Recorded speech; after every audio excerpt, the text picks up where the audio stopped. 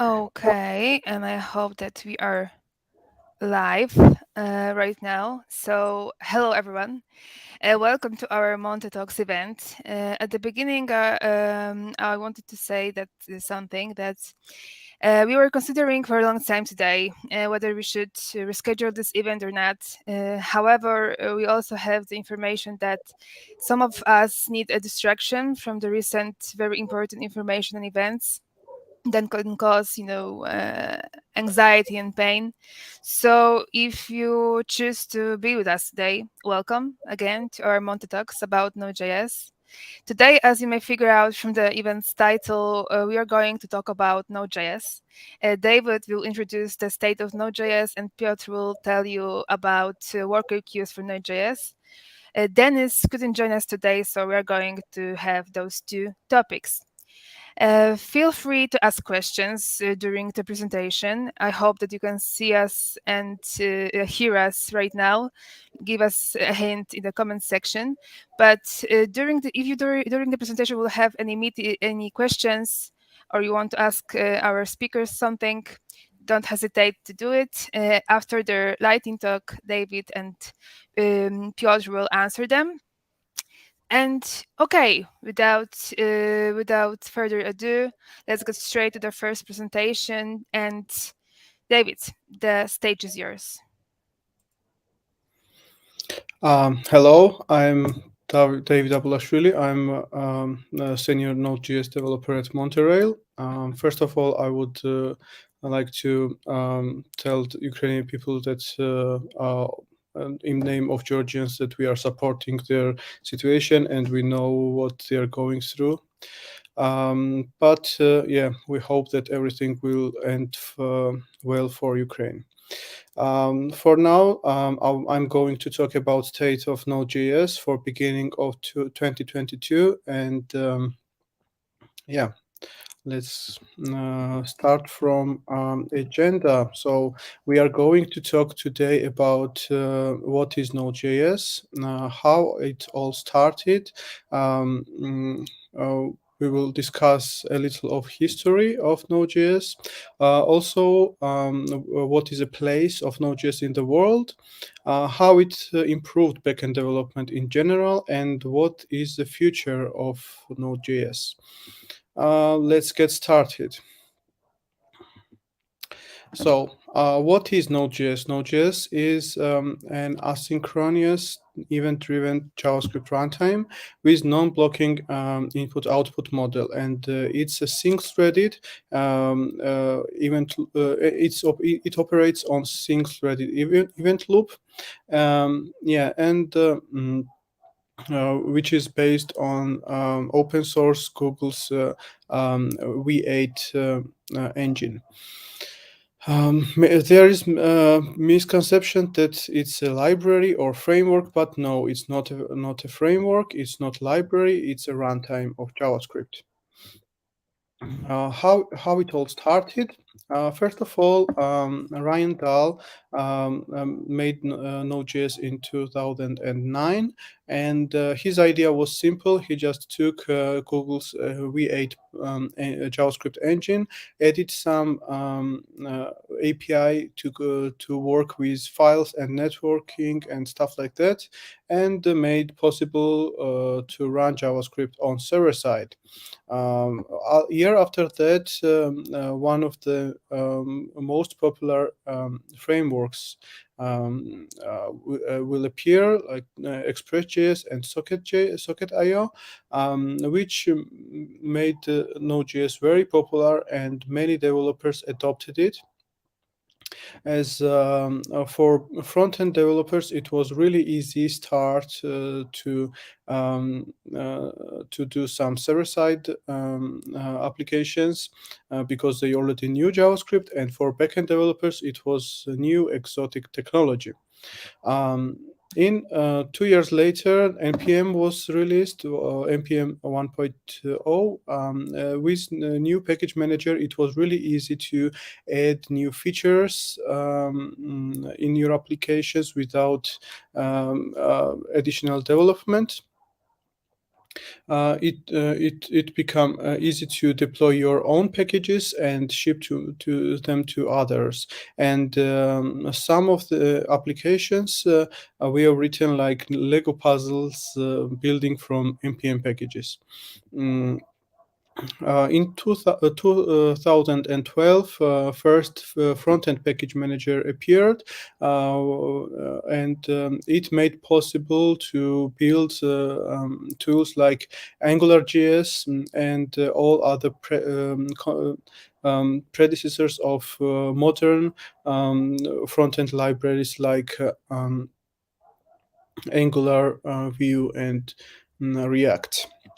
It was the time when callbacks from front end, as well as its problems with callback health, appeared on backend, but Node.js took this seriously and solved these problems very fast. They introduced promises, and after promises, they went even further with async await. It was really easy to develop new applications. Code what it was easy to write, and community was growing day by day. Finally, merging IOGS, a fork of Node.js, back to the Node.js was a huge success for this technology, because community was not split it anymore. We had new stable versioning from 4 to 4.0, and all started from there and never stopped. Okay, what there was a saying that any applications that can be written in JavaScript will eventually be written in JavaScript, and from beginning it was said about front-end applications, but after a huge success of Node.js, these words acquired new meaning, and now we can say it's about almost every application. What makes Node.js special? For first of all, is it's easy to learn. If you don't know any programming languages, JavaScript may be a really easy choice to start with. Also, it's very simple to use, because when you have full stack application, all you need to know is a JavaScript, and now you can build front end and back end applications with the same technology. It's fast and lightweight. It consumes less resources, and works really fast because of the again Google's 8 V8 engine. Mm, Compared with other dynamic type languages. It's scalable. When Node.js was introduced, it can scale much easily than other concurrents at this time, like Apache or other software like that. And it's community driven. Many developers adopted this technology, and they are developing it, improving it day by day. What is the place of Node.js when we can use it? So first of all, serverless functions, of course. Serverless functions are supporting Node.js out of the box in almost all vendors. It's great for real-time applications because of non-blocking I/O and great WebSocket support. It's great for microservices because of its lightness and uh, small consumption of resources. It's great for IoT uh, to collect data from small hardware devices. Also, for front-end development, as we know, all building front-end building tools are written in Node.js. and great for mobile and desktop applications because of um, frameworks like Ionic and Electron.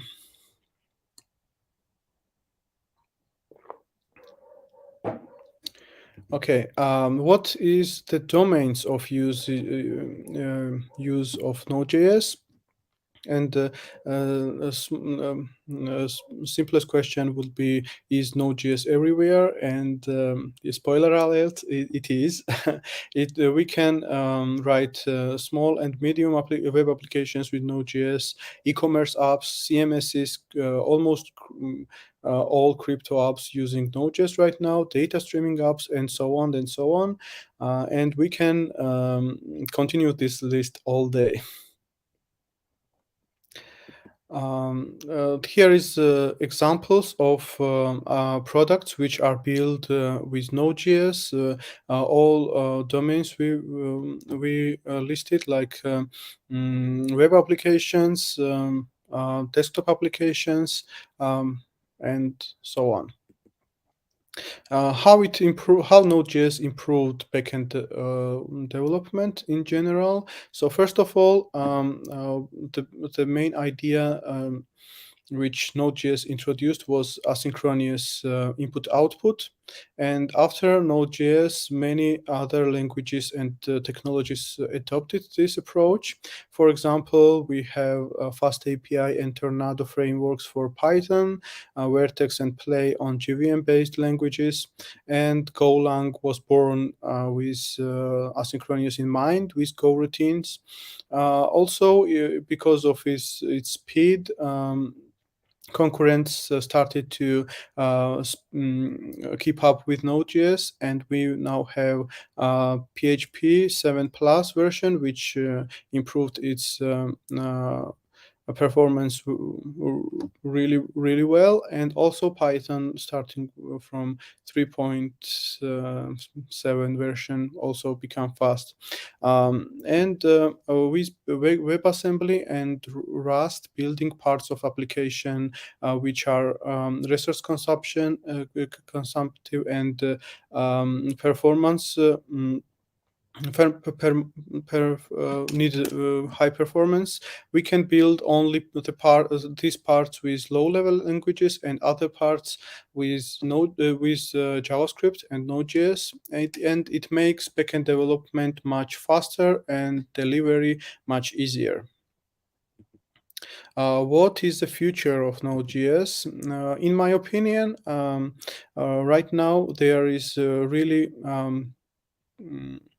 big uh, boost of technologies which with server-side rendering, for example, Next.js with React, Next.js with Vue, and SvelteKit is developing, and I think more and more application will use this approach.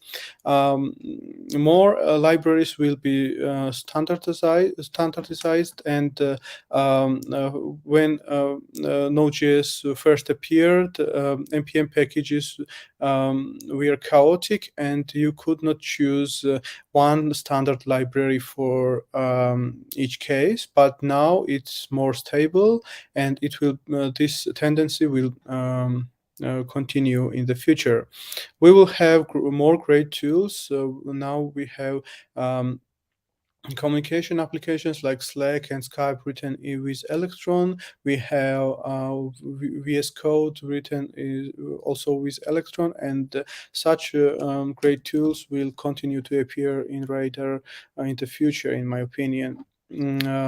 TypeScript is mainly used in enterprise applications because of more strict syntax, and um, um, it's a really great technology and really great language to learn. Probably in the future, more and more Node.js application will use it, and also, of course, mobile and desktop applications will also be written in Node.js. And yeah, it seems Node.js will become the king in all dimensions. What's the conclusion? The conclusion is that right now we have a really strong community with Node.js. We have many great tools. Um, uh, Several frameworks are extremely popular, not only compared with other Node.js frameworks, but compared with um, mm, all backend. Mm, um, all backend frameworks in general. We can see that on every update, Node.js brings features and improvements which every developer needs and makes development easier. Yeah, so future is bright. Node.js is thriving, and it's a really good time to learn the technology if you don't know it, and to keep working in it if you already work. Thank you very much for your attention, and yeah, that's Thank you, David, for your presentation. We I don't see any questions right now, but if you will have any, David will stay with us till the end of this meeting. So don't hesitate to ask and write down your questions. David will answer them at the end of the meeting if there are any new questions occur. So thank you, David. And thank you. now it's time to talk about worker queues for Node.js. So Piotr, I'm giving you the mic. Thanks. Hi, so I'm Piotr. I'm a senior developer at Monterail, and I'd like to tell you about today about worker queues for Node.js and why it might be worth to use in your project. So let's begin, and let's answer a question: what are worker queues and queues exactly, and in general? So let's start with the queue as a data structure. So queues in IT work the same like in a real life queue. So we can in queue we can store any data we'd like, and when we add a new data to the queue, we add it to the back of the queue. And when we start reading from the queue, so taking data from the queue, we start from the oldest one, which have been the longest time in the queue. So queues work in a principle like in first in, then first out. And yeah, so that will be the simplest case of the queue, and it can be represented in code with arrays or array-like objects, or maybe preferably with a linked list where you can easily add new elements and pick the oldest elements. Yes, so if we switch to our use case, which will be work queue or commonly also task queue, the items that we store in our queue would be the job description. And then the consumer, which in our case will be the worker, will take that job and then will do something with that information, like perform a task, which should be done with this job. To the queues, those information about the task are produced by the producer, which can be your like main application, your server, or even a worker, which will also add some kind of next jobs to do to the queue. And the main idea behind the queues is to avoid doing a resource-intensive task immediately and just have ability to wait for it until to complete, but give the ability to just like do those tasks in background. So offload the like heavy computing things outside the main server to the different one, and then you can have lots of workers which will just speed up the whole process of doing that heavy task. So what we know what's the queue. So why would I need this? When should I use this? So in general, as I just said before, it's good to start with offloading complicated tasks to the different like instances of your application. So you have to do some kind of calculations, then why not? Then you don't have to plug the whole application. So you can easily serve more customers and then just do that logic in a different place. Then if you have some maybe side effects, which like you just somebody registered in your app, and then you can send those emails not from your main app but from the worker, which can handle lots of more data, and your customer will quickly get a response.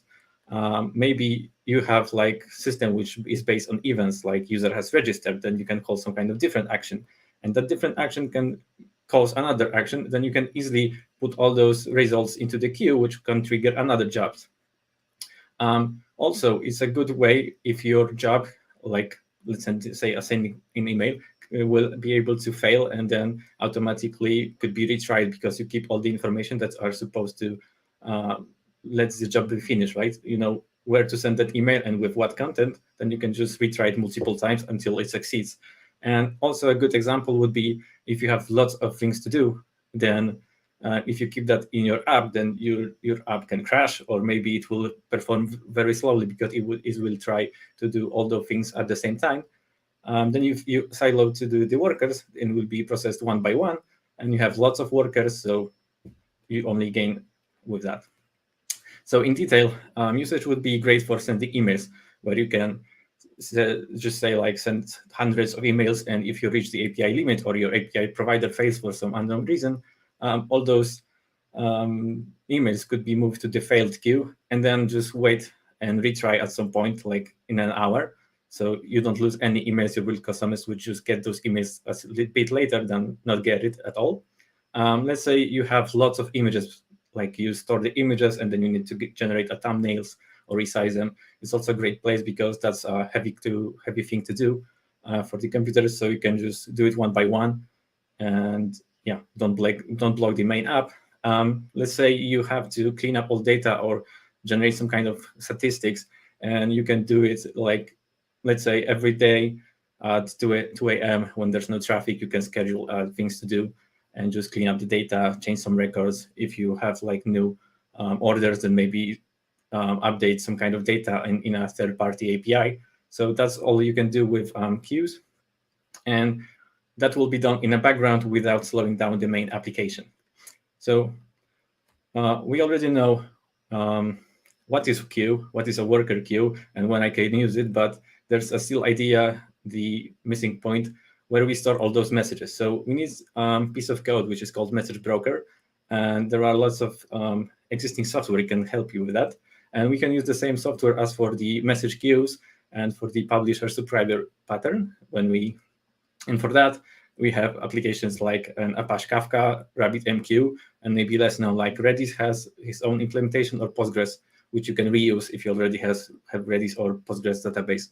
But also, if you are using those message brokers, you can use them in multiple languages, multiple frameworks, but it's still a thing that you need to pick the right library to connect to them, and then write your own logic with, like, let's say, retrying a job if it doesn't provide it already, and you have to still maintain them. So you have to do some kind of things to get it working. So what if we had like all-in-one solution that will give you all those things, like retrying jobs, automatically create a queue for you, and so on?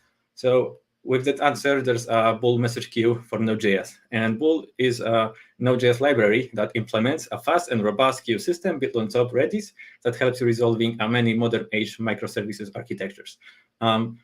So what those features are in the Bull that they give you?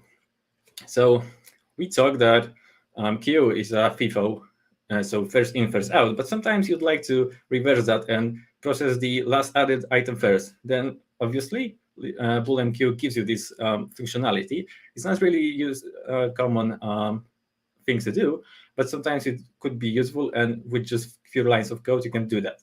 Then you can have priorities in your job. So let's say you send 1,000 emails, but you have that one which is in registration confirmation, and it has to go first.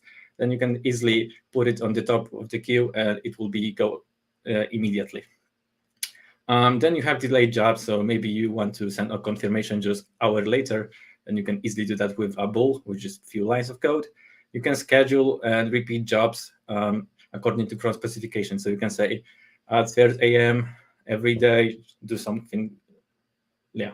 Or maybe just once in a month, do some cleanup. So we can schedule that easily. And the best part is that you can have the job that will automatically retry. So you can say, let's send this email, but if it will fail, then try once again, and once again, and once again. And if it not succeed by then it will be moved to like failed queue, when you can still retry it. And if you, let's say, have thousands of emails to send and your app crashes, if you don't have it in a queue, so in normal application, you store it in a memory, then it will be gone if the app crashes. Now, if you have that in queue, then your app can crash, and then you can just start it once again, and all those emails that should be sent will be resumed from the state where it was left. Yes. So what is the requirement of this bool MQ to have it in app? We just need a Redis. So probably you already have it. Maybe you are using it as a cache, maybe for some other use, but already is a really fast way to add this, and the setup looks like that. So it's really simple. So all you need to do, if you are a producer, like you want to create a producer, all you need to do is import a queue constructor from the library and just call it by passing as a queue name as a first argument. You already have a queue at this moment. So what you need to do, you just can create new jobs. And you can do that by using the add function of the queue. And you can pass 3 arguments. First one is job name. Second one is job data. And third one, which we're not using right now, is job options. And what you need to remember that job name and job name and job data will be passed to the worker. And job name and data must contain everything that is required for the job to be complete. So you need to have all the information, otherwise your worker will not be able to complete the job. Obviously, you can connect to the database, but so on, but it needs to be enough to identify what worker has to do. So what will be the setup for the worker? It will be exactly the same, almost exactly the same. Oh, okay. By importing the worker from the library and then calling new worker constructor and passing the queue name as the first argument. And the second one is the handler. So we need to pass the function or reference to a function which will be called for each job that is pulled from the queue. And yeah, in a first argument of this handler, you will get the job information like title and data and some other metadata which you might use. So I'd like to show you now some examples of those advanced features. Let's say it's advanced, but those are really simple. So let's say you'd like to have a job which is delayed for some kind of time. So what you need to do? So basic setup is almost the same as previously, but now you need to also create a queue scheduler. So queue scheduler is a process in the background which will handle the jobs that are delayed, maybe the jobs that have failed and should be moved to a different, let's say, queue or different state of the queue. Yeah, and the queue scheduler, after creating it, importing it from the library and creating a new one with the same name as your queue for which you want to have that queue scheduler, you just create it, and now you're able to set additional options to the job. So as in previous example, we are using add method on the queue.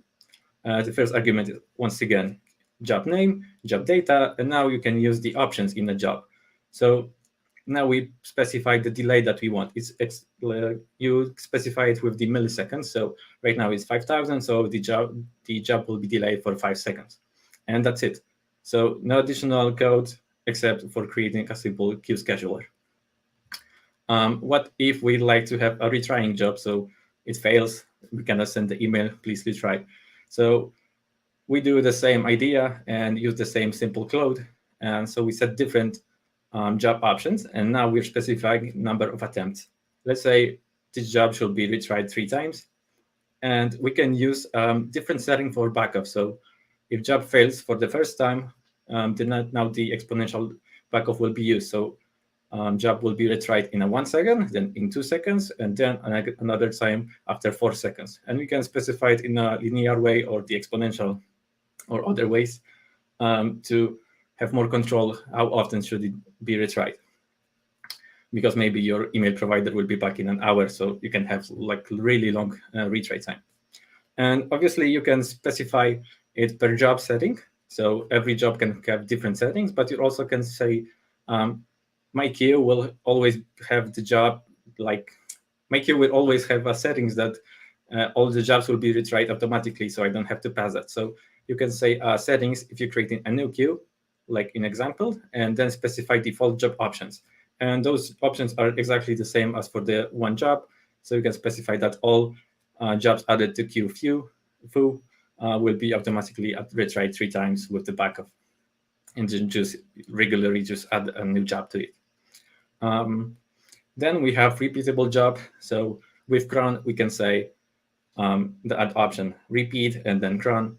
and let's say that the action will be repeated with the cron expression. So this one exact shows that job should be repeated every day at 3:15 a.m. And so it took us like 3 lines of code. And also we could say like repeat this job, like in this example, 100 times with delay between them of 10 seconds. So sometimes you want to do it that way. And it's really simple. It's just like being giving a command to someone, just repeat, and you are passing the details how it should be repeated. And also you can add priorities to the job. And let's say, you have 1,000 emails to send and you'd like one mail to be sent faster. So you add priority to this job. And what is worth to mention that adding task with priority comes with a cost, because Bull will automatically check where in this queue there's a job which has lower priority than your new job. So the more things you have waiting in a queue, then the longer it would take to add. But it's not really big deal if you don't do that really often. But it can save your life sometimes. So the highest priority in this case would be 1, which we specify in an options, and the lowest priority is max int. So everything with smaller value has higher priority. And and that's it. You just add a priority option. And obviously you can mix all those settings. So you can have priority, and then job can be delayed and job can be retried. So you just mix all those parameters. And this is really a simple API for doing it. And let's imagine that you have the queues for running for a while, let's say a couple of hours, and then you'd like to see, okay, so what's the status? How many jobs are still waiting? How many of those failed and why they failed? So with help, there are Bull dashboards. So UIs which you can view from the browser, and first two from the list, Arena and Bullboard, are free. So you can just download them through the NPM and just use them. And the third one is the task force. Is from creators of the Bull. They claim it's the best one. Haven't been using really, because those two give enough data for me. So what features such dashboard give you? So obviously you can check the queue health. So you can view how many tasks are pending, waiting, finished, or failed. You can preview the job contents and the job list. So you can view that, let's say, JSON you sent to the job. So you can know what will happen if those actions will be completed. And you can trigger new job from the UI. You can pause the whole queue if you know that like your mail provider will not work for the next hour. So don't even try to send that. And you can just unpause it later. But still, queue will get new jobs. You can view the job progress. And obviously you can check the logs, number of retries, some kind of dates when it started, when it's finished. So it gives you lots of information with just a few lines of code, as I will show you later. So now I'd like to switch to the code and show you how you can set up the simple app and simple use case of worker queues. Okay, so I prepared a simple app which consists of, maybe I would make it a bit bigger, even more. So I prepared a small example, which app in TypeScript, which has server and worker and some utility files. So this app is running Express.js as a server, which we'll be using to host the UIs. And what's here? So I imported all the required things for us to run the Bull. I have Redis running in the background, and I'm specifying custom options for connection to the Redis. So localhost will be used as host, and port will be 50/50 because that's what I just set up. So we're now initiating those queues. So I created just object for a convenience. Added is a new queue, and I'm calling queue constructor, and then I'm passing the queue name. And in a queue options, I'm just passing a custom connection for Redis. I'm also creating queue scheduler at the same time with the queue name and the same queue options, connection options to Redis, because those are custom one. As you can see, schedulers isn't used. You just create queue scheduler and it will work instantly in background. So no need to do anything with that.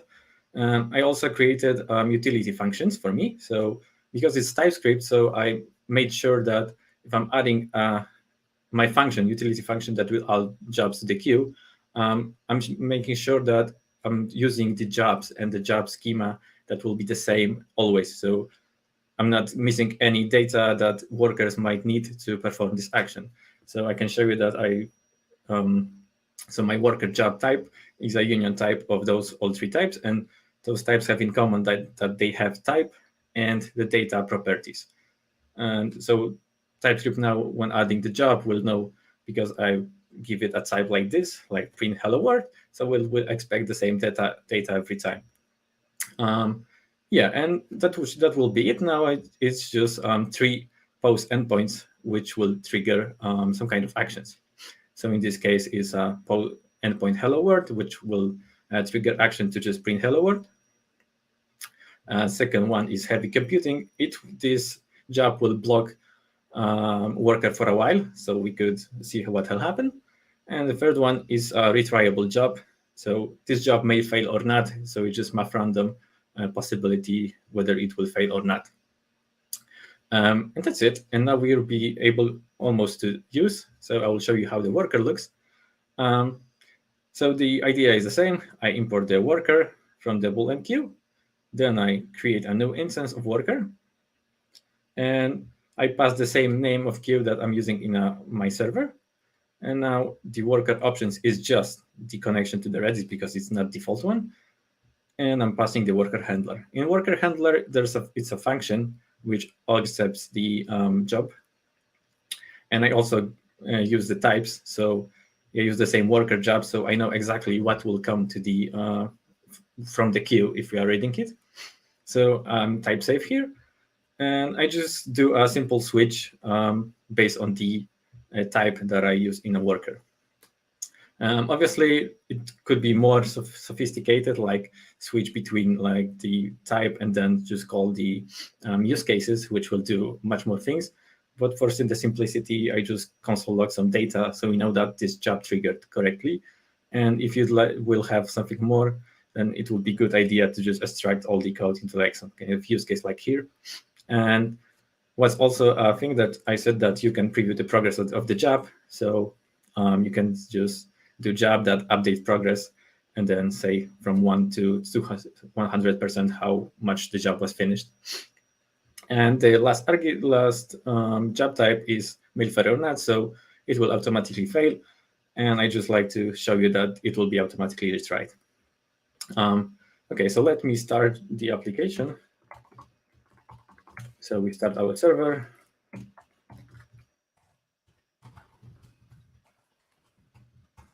Okay, size it a bit. Okay, so as you can see, server is already up and yeah, streaming. Okay, and worker also started. It should be much faster, but now I'm just streaming. And so I can switch to the HTTP client, and with those requests, I will trigger the job. So for example, I just trigger the hello world.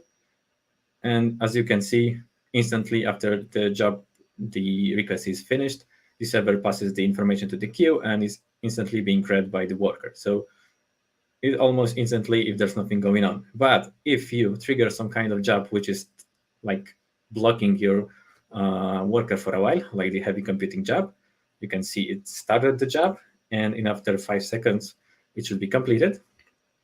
So if we trigger this job and then we try to print some hello words, as you can see, nothing will happen because the job is processed one by one. So after that, those jobs are quickly being resolved. And the same would happen, maybe not the same, but it will, yeah. If you trigger this job that could fail, in my example, okay, I just triggered it once, and you can see it failed, but then automatically it was retried and it completed after 1 second. But we have jobs that will fail more than once, then the delay between another tries will be longer. So yes, so we can trigger many retriable jobs and hence some hello words, and it will be automatically like retriable job doesn't block the whole worker.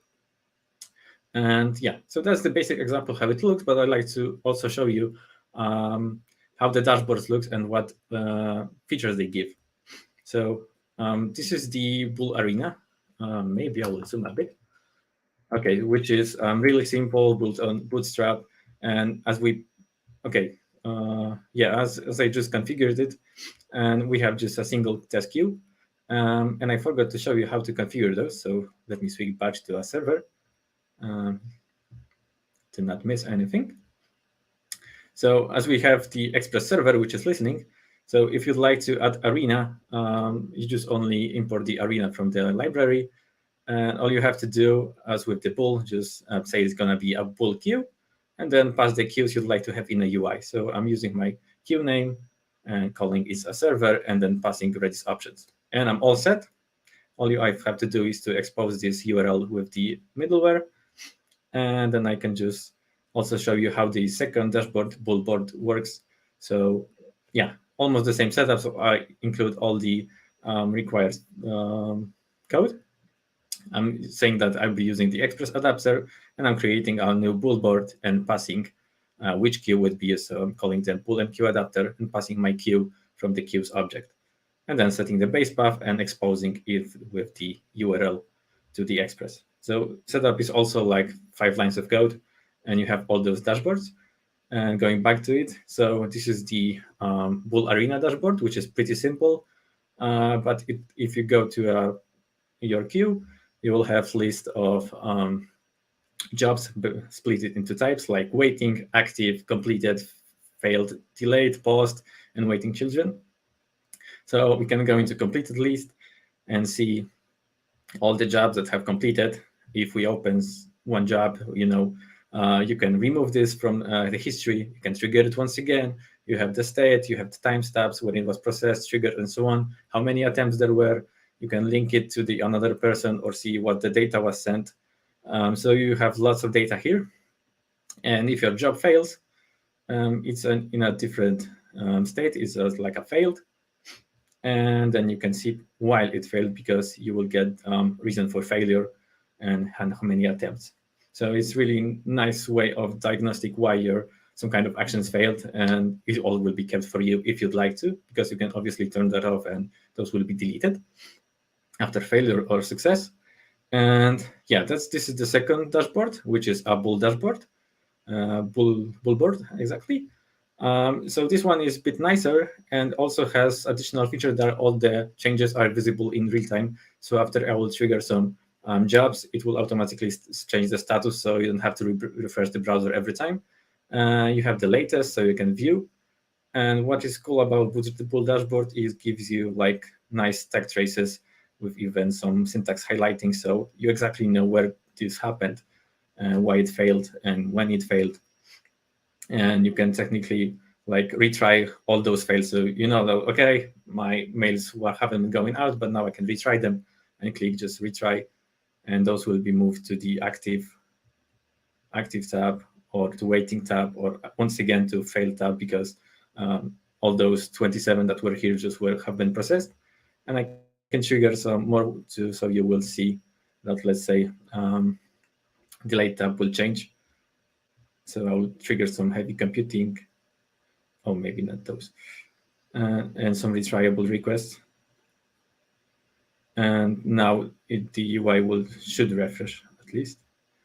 Yeah. So we have the waiting jobs that will quickly go out. So you can preview the state and check which jobs are waiting, which jobs are going on. So it's really nice way to diagnose your app and see whether you need more workers and so on. Okay, so I think that's a short overview. So I recommend you the Bull if you haven't used workers already. It's a really nice way to start, and obviously has some drawbacks. But for start, it's really, really great tool. So, are there any questions? Thank you, Piotr, for your awesome presentation and for the live coding session. We have 2 questions from our audience. I will just show them to you. So this is from Brigida about FIFO and LIFO, if there are granted. So if you are not adding additional parameters, so it should be granted that it should be like the jobs should be processed that way. So because the queue is instantiated that way. So yeah, it should work like that. But obviously, authors of Bull also say that sometimes it might be read in a different way. Like sometimes some jobs can be read twice or not. Like you're working with multiple instances and so on. But mostly it is granted that it will be FIFO or LIFO if you set it that way. Okay, great. Thank you for the answer. And we have another question from Ophir.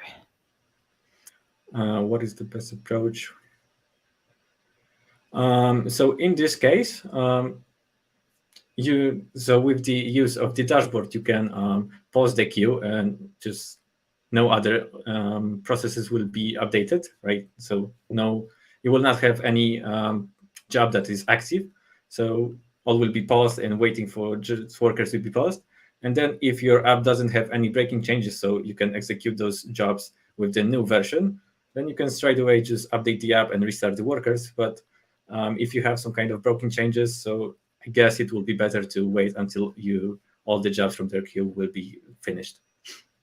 But Oh, anyway, mostly when we develop app, so um, there's no issue with that, and we keep the backwards compatibility. So we shut down just the workers, and those will be automatically the rest of the jobs will be automatically finished later. okay, great. Thank you for the answer. We don't have many more questions, so I'll just wrap up our meeting. So that's all for today. Thank you again, Piotr and David, for sharing your knowledge and expertise today with us, and thanks to all of you who were with us today or watching. If you couldn't be with us from the beginning of our meeting, don't worry. This live is recorded, so you can watch it at your own time. So yeah, that's it for today. Watch out for our next Monta Talks next month, and have a nice day, rest of the evening. So thank you guys again, and see you next time.